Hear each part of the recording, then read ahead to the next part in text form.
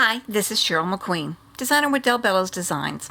My video tutorial today celebrates spring and the return of animals who have hibernated during the cold winter. We will be doing a unique twist on the small Sacred Bridge stamp and adding a fun element. So let's take a look at the supplies that I'll be using today. We will be using the multifarious Smooth and Supreme cardstock. This one I have cut down to be 3.5 inches by 4 3/4 inches. We will do a frame around our art card, and this I've just used a regular piece of white cardstock. This has been cut to 5 inches by 4 3/4 inches. My example here, I used a black frame. For today's, I'm going to go ahead and use a blue card that we will use for our card base. This way you can see just what variation on the cardstock that you use, your color, has on making the look completely different. So this is cut to, this is basically an 8.5 by 11 sheet of cardstock that I've cut in half. And then I took that half piece and just folded it in half. For our stamps today, we're going to be using the Lavinia Sacred Bridge. This is the small one. It's LAV 866. We will be using the Lavinia Druid's Pass. This one is LAV 870. The Lavinia Wild Hare Set. We're going to be using these two hares right here, and this is LAV 608. And for our final stamp, we'll be using the Lavinia Cherry Blossoms. This stamp is LAV 176. For our colors today, I have chosen to use the Distress inks. Any colors that you have or any brands that you have is just fine. This is just what I've used, and you can find something similar in your stash, I'm sure. We'll be using Broken China, Mowed Lawn, Pine Needles, Chipped Sapphire, Fossilized Amber, Brushed Corduroy, Walnut Stain, and Black Soot. For our stamping, we will be using the VersaFine Clair Nocturne. I'm also going to be using the Lavinia masking sheets. I use these quite a bit. I really enjoy using these, and I'll show you how we're going to use that as we go along. Also, I will be using just some regular blending brushes and a few little daubers. We'll use some art markers as well. And to put our card together, I've just got some adhesive craft tape here. For our moon mask, we will just use a little circle mask. I've actually just had some that I cut out a long time ago, but we have some great ones on the Bello's Designs website for sizes that you can use for your sun. I'll also be using a black fine tip pen just to add in some of our little details here. For creating my hills here, I like to use a mask that I've just created myself. The reason that I like to do this is because I can then have a top piece and a bottom piece that match, so that as we are masking out whichever section that we are working on, then I've got both sides. And then to create this little bit of cloud look in the background, I've just taken a piece of paper and torn the edges to be rough so that we can create our cloud look. All right, so let's get started working on our project. All right, so I'm going to set some of these things aside so we don't knock them around, and then we will start by using our piece of the Lavinia cardstock. Move my example out of the way. We will also be using a stamping platform today that will help us with being able to restamp something if we need to. I always love using a stamping platform for that purpose. Alright, so the first thing that you're going to want to do is go ahead and take a sheet of the Lavinia masking sheets. Now I've already prepared a piece that we're going to use, so what I've done is on the masking sheet, and what you'll find out when you have the masking material is that it has a paper side and it has a plastic protective side. You're going to stamp your little small bridge, the sacred bridge, onto a piece of the Lavinia masking paper. Then we're going to cut that out, because what we're going to want to do is we don't want to have our little railing part of the bridge showing up on our card. Let's see if you can kind of see here. So what I did was I actually masked that off. So once you have stamped that onto your masking sheet, you're going to take your scissors and just cut around the edge here to take the railing off. But don't throw this piece away, because you're going to need this piece. And then what we're going to do is we're going to take our card and stamp the bridge on it. Alright, so let me get my stamping platform and let's go ahead and do that. So with my stamping platform, you will notice that I actually have a sticky grid on it. I don't like using magnets, and so I just use a sticky grid sheet, and then that way my artwork will stick to it and I don't have to worry about messing with moving magnets around. So what I'm going to do is place my card down, and what I want to do is put this bridge piece upside down, somewhere around the bottom 2/3 of our card. Once you get that on there, what you need to do then is to take your little piece of the masking sheet, if I can get that peeled back, there we go, and I'm going to take that off. And then I'm going to figure out where that is.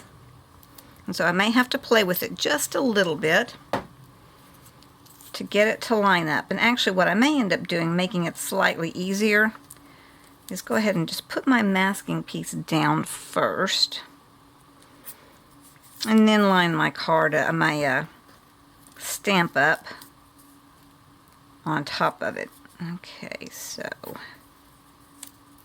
get that laid down there. Take my stamp. If you're a little better about lining up after you put your stamp onto your platform door, and you can do it that way, but this is probably easier. Just put your little piece down here.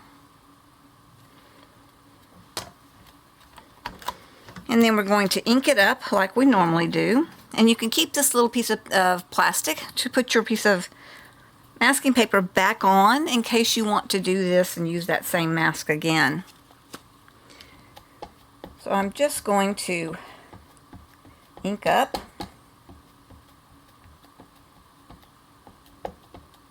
Get a good coating on there.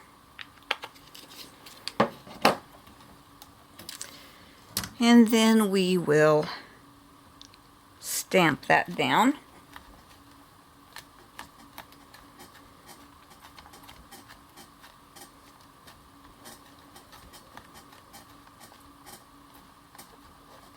Get a good solid image. And then as we pull this up, you'll see that we have the very nice image down, but we don't have the railing. All right, so now what we're going to do is we want to go ahead and put some rocks down here at the bottom. As you can kind of see in our little picture here, we're just going to put a little bit down to give it a little bit of underground atmosphere. So what I want to do is just get a small portion. We'll start out over here in this corner.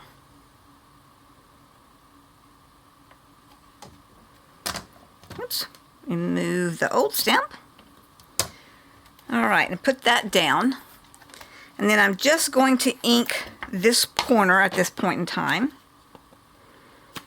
because that's all I'm really wanting the rocks on for the first pass.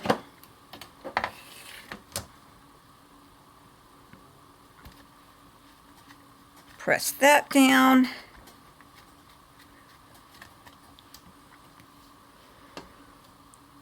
And then I want to go ahead and put just a very, very tiny little bit of rocks over on this side.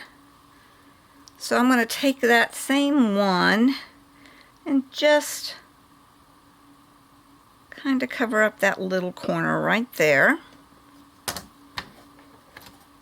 I'm going to re-ink that up.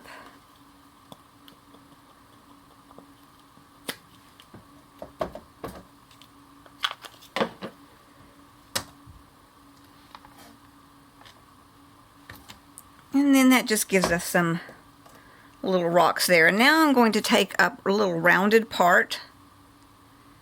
Let's see, I guess we could even use, let's see what part I really like. There we go. I'm going to just use a little part just to make kind of a little buildup of rocks there at the bottom center there. So same process. Ink it up.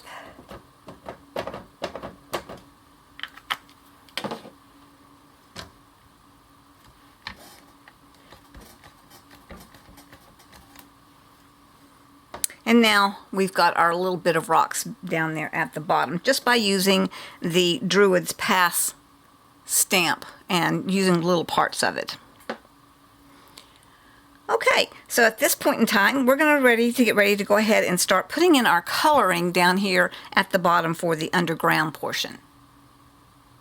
Okay, so I'm going to go ahead and remove this from my stamping platform and set that aside for now. We'll pick that up and use it again later. And now what we want to do is, I like to go ahead and just kind of stick my paper down just a little bit. That way it doesn't wiggle around while I'm trying to do my colors and everything. So I just take either a little piece of masking tape, or the perfect thing is the Sweet Poppy low tack tape. That keeps it from sticking too much. And I'm just going to put that down. Then what I want to do is take a straight edge piece of paper and just mask off right across the top there, so that we don't get any brown into the green landscape area that we're going to want to do. And again, I like to tape it down just because it keeps it from wiggling, and I don't have to worry about how well I'm holding it down, because the tape will hold it down for me.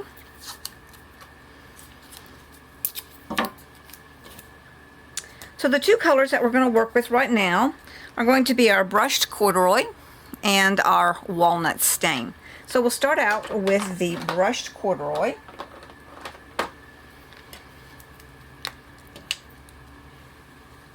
And with this, we can actually just do the entire bottom part with the brushed corduroy.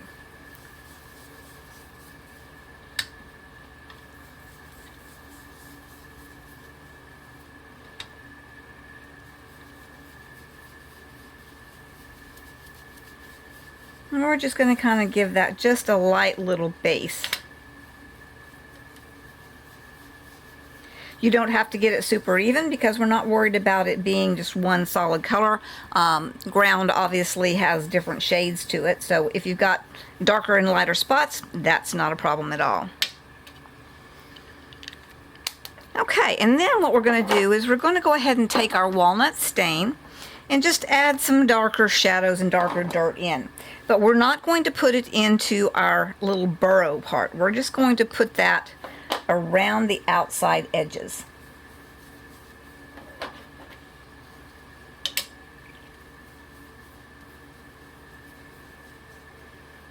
And you can even leave it just a little bit lighter if you'd like to, right there around the bottom of our bridge part that we're using to create our burrow. Again, this just gives it a little bit more of that natural look of the varying colors.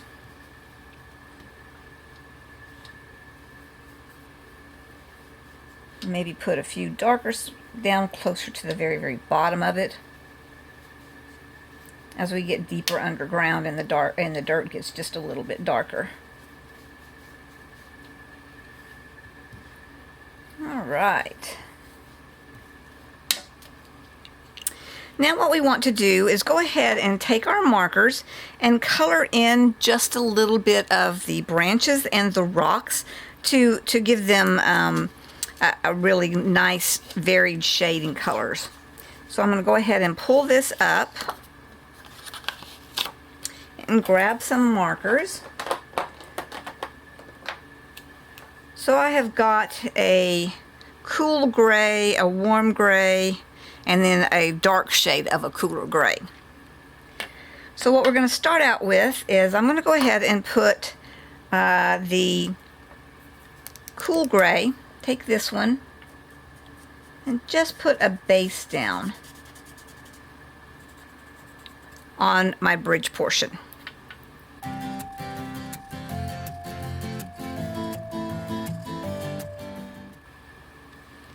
And now we want to go in and add some shading. So I'm going to add some, just color in some of these vines here, the darker with darker brown.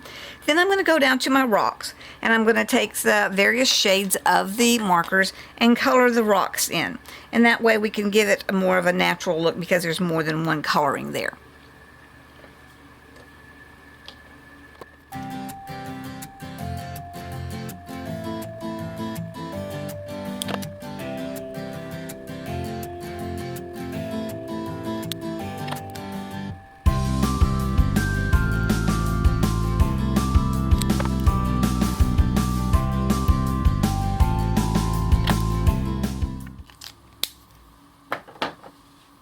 Okay, and so now that just gives us that varying shade and gives it a little bit more of a realistic look.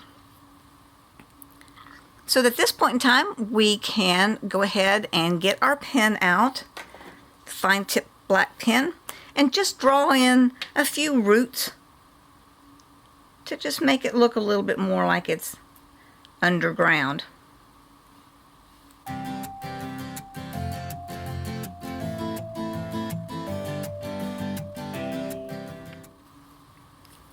Alright, so now we are ready to go ahead and move on to doing the heel part of our card. Now what I'm going to do is go ahead and cover up, just like we did before.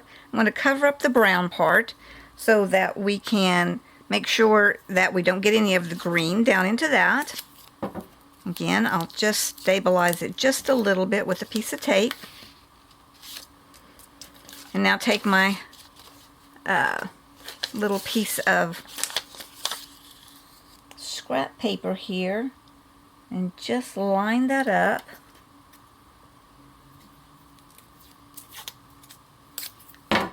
And cover up that brown ground portion. Then what we'll do is, once you have cut your heel mask, and again what I did with that is I just took a piece of paper because I wanted to be sure that I had two matching pieces, and I just cut the heel design. So we're going to go ahead and mask off our sky portion while we create our ground portion. So we'll just lay this down right here where we would like to have the grassy area be, and we'll mask that off as well.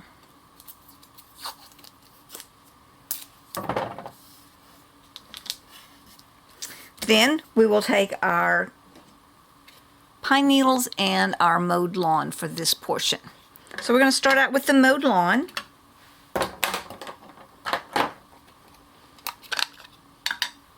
And again, with this one, we're just going to do it over this entire area.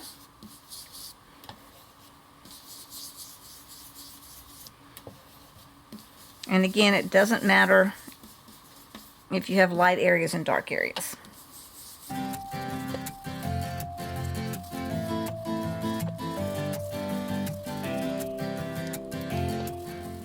Okay, once you have it looking the way that you want it to, we're going to move on to the pine needles. Now with the pine needles, I think what I want to do is actually use my dauber, because what I want to do is just kind of pull down some ink just to give a little bit of shading up there at the top. So just take your dauber and just kind of pull down across your mask and just create some shading there at the top of the hillside, so it helps to look like it's a little more, the top part's a little further out. It gives it a little bit of shadow look. Now if you would like to, you can also create another little hill and just take another piece of masking if you want to have two hills instead of just one. With this one, I'm actually just going to flick up just a little bit.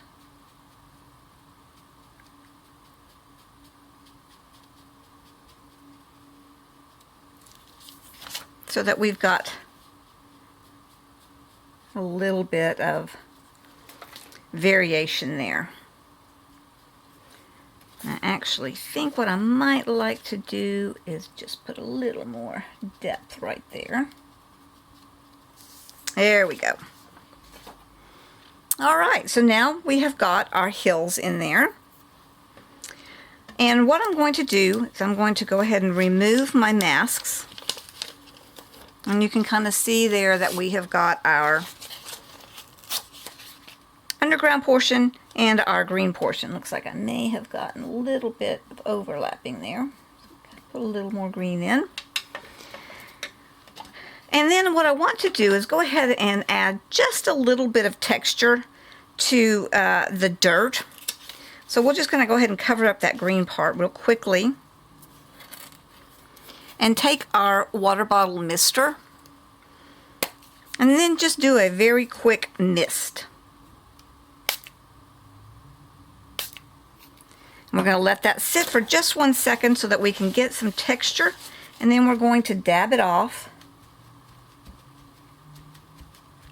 And I don't know if you can kind of see right there, but that just gives us just a little bit of a little rocky dirt clot kind of texture into the burrow. All right, so now we are ready to go ahead and do the sky portion. And with that, we can then take our reverse mask. Remember, we had cut the two pieces. So now we take the reverse portion and lay it down here, covering up our green grass. Grab a little piece of tape.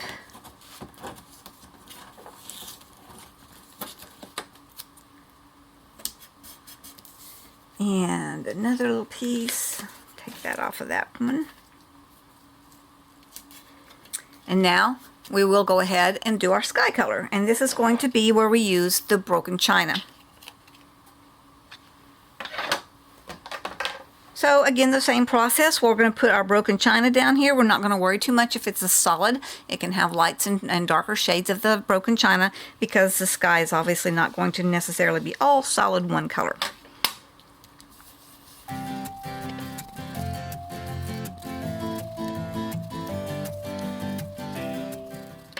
Alright, so there we have our sky background color. Now, I made a mistake, and I can fix it. What I did was, I forgot to put my sun mask down. So what I'm going to do is, I'm going to get a circle mask that's a void, and I'm going to lay that down on there, and I'm actually going to just put my yellow color for the sun over it. Normally, what I would have done is put my mask down first, then done my background, but as you can see, I forgot that part. And I guess that just goes to show you that even the design team member can goof up when they're making something. So what we're going to do is we're going to get a void mask, and I will show you what that looks like, and we will fill in our sun that way. Okay, so because I messed up, we're going to just use, I don't know if you can see this very well, it's a void. And the nice thing about this craft is that even if you make a mistake, oftentimes you can go back and fix it without it being a big problem. So don't get all nervous and go, up, I'm just going to have to throw this away, because you can usually fix it. So I'm going to go ahead and just anchor my mask down, and I have chosen to use my Golden Meadow, Fine Clair Golden Meadow here. And what I'm going to do, let's see if we can find perhaps a little dauber. Let me look at my sets of daubers here, find one that's kind of a yellow color. See if I'm going to experiment, see if this is I think that color will work. It's kind of a very goldenish color of yellow.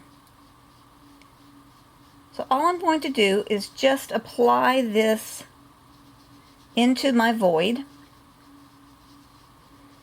And it actually kind of gives it an interesting texture there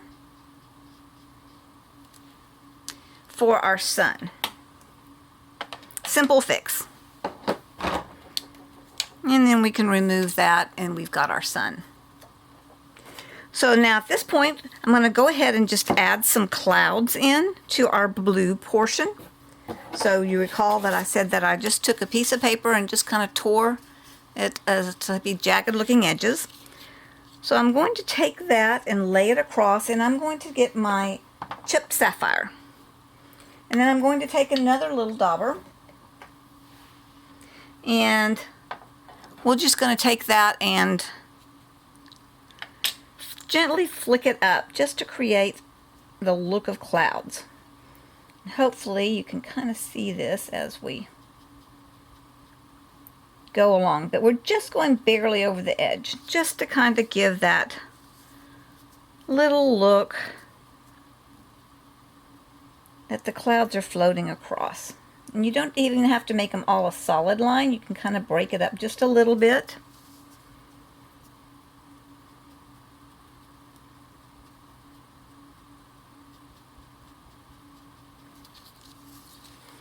And then that just gives us a little of a kind of cool look with the clouds. Put a tiny little bit right there across that part of the sun. Alright, so that just gives us a little bit of atmosphere there. And if you'd like to add a few little streaks in of just the blue sapphire, the chipped sapphire, just to give the sky portion a little variance, you can do that as well. Alright, so now we have gotten the basic stuff done, and we can go ahead and move on and start stamping our hairs and the cherry blossoms. So I'm going to grab my stamping platform again. We'll lift this up and take it off.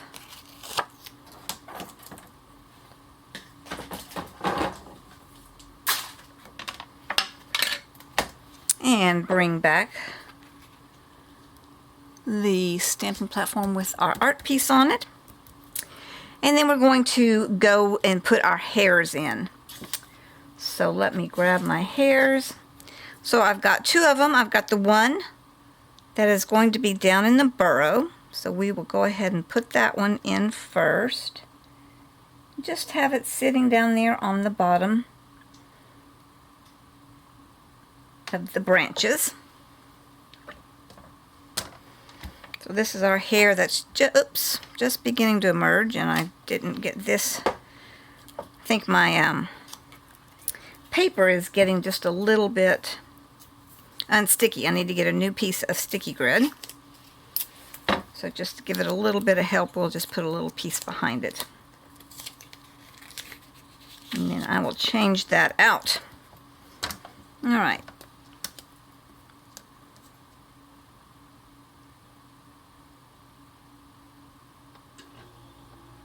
Alright, so now we're going to get our hairs in, taking our VersaFine Clair Nocturne again.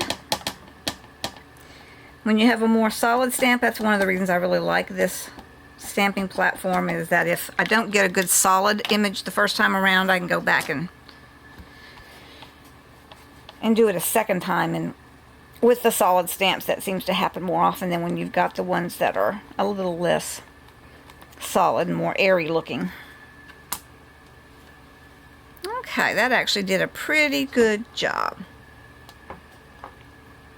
And now we want to put our second hair Let's see, where did I put him? I had him just a second ago.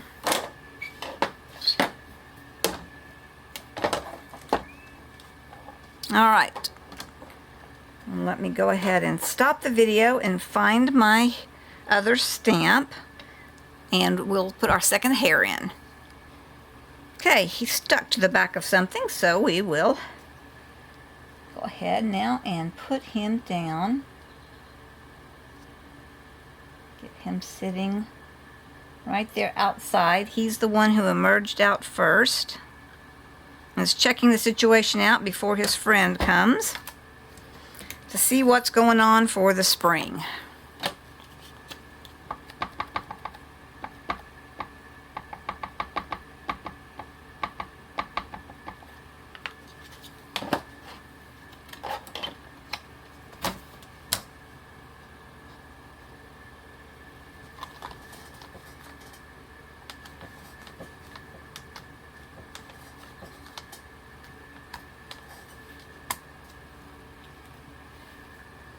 Alright, and I actually think I want to go ahead and give him just a little bit of a boost. I've got a few little spots in there that aren't quite as dark, so we'll just stamp him real quickly a second time.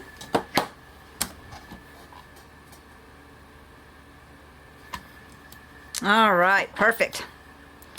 And now for our final stamping, we're going to go ahead and take the cherry blossom, and we're just going to have those kind of coming down.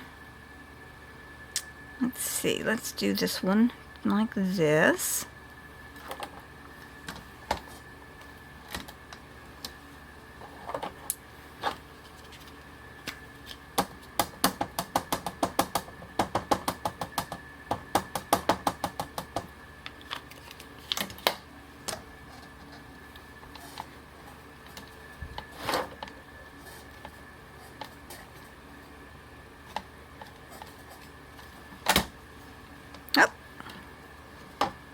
Try that again with a little more ink.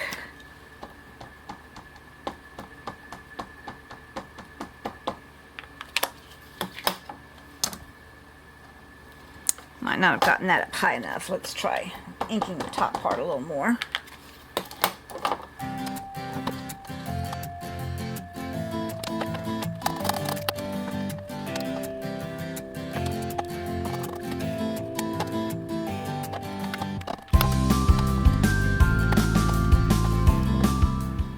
Okay, so now we have got our stamps all done, so we can go ahead and take the card off of the stamping platform. And we're going to go back in and add a little bit of color to the cherry blossoms. And then we're also going to go back in and add in some grass and some shading around the rabbits.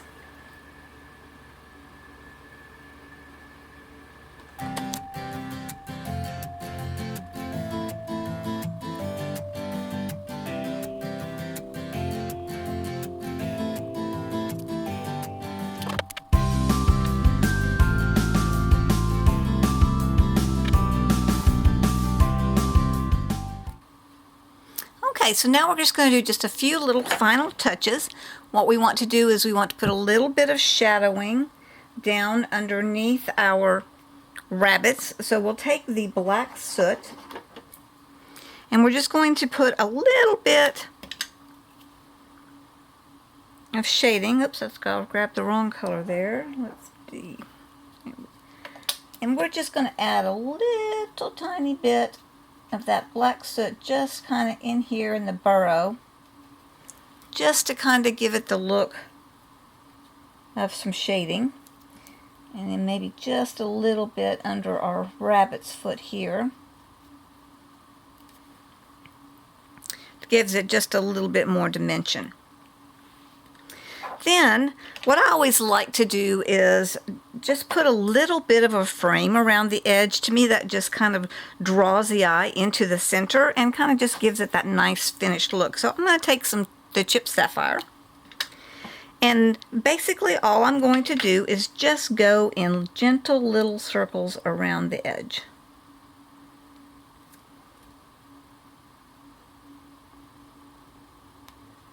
just create that little edge. I'm going to quickly grab a piece of baby wipe here just because I don't want to get my messy hands onto my card.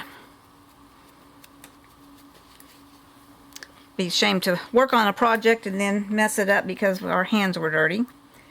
So just do that gently in circles around the outer edge.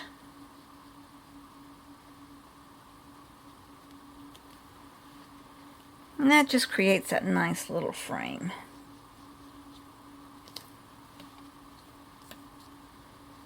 Gives it a little bit of a distressed look as well.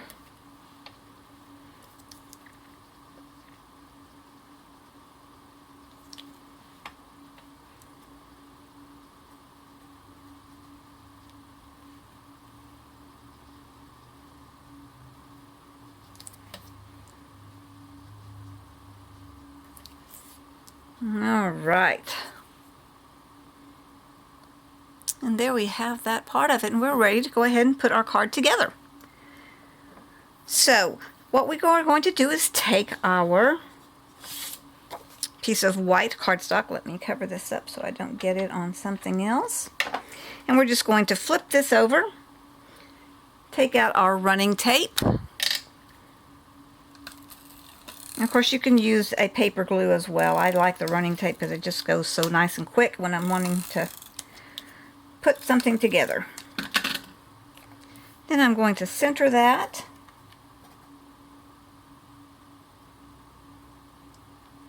Onto my white piece. And tack that down to create that nice frame. And then we're going to mount our art card onto our cardstock.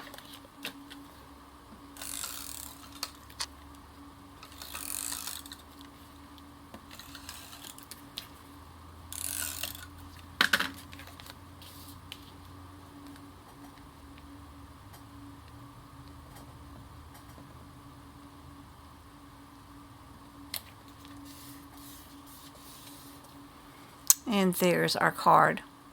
And as I mentioned before, just varying your cardstock for your back piece of your project, it can actually make a big difference on how it looks and how it turns out. It just depends upon what kind of mood you're looking for. Thank you so much for watching my video tutorial today. This is a fun card to celebrate the coming of spring. I hope you give it a try. Remember to check out more tutorials on the design team page at delbellosdesigns.com. Have a great day.